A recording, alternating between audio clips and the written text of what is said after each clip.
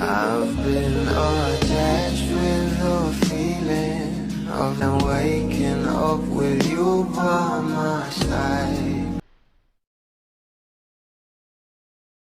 Trending na nga at pinag-uusapan ngayon itong ating Donnie at Bel Mariano na kung saan ay meron na namang dumagdag sa kanilang #1 series. At ito nga guys, ang Can't Buy Me Love na kung saan ay umabot na nga agad ito ng 1 million views sa Netflix. At talagang sobrang tuwa nga rin itong si Mami Maricel para sa ating couple.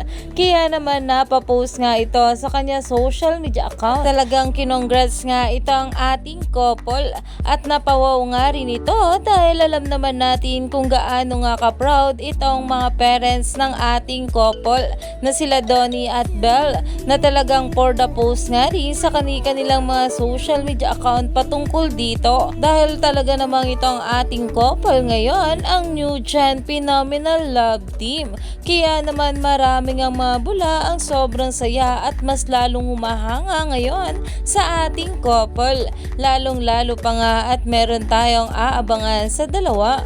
Kaya stay tuned lang tayo for more update kila Donnie at Bel sa mga susunod pa na ayuda.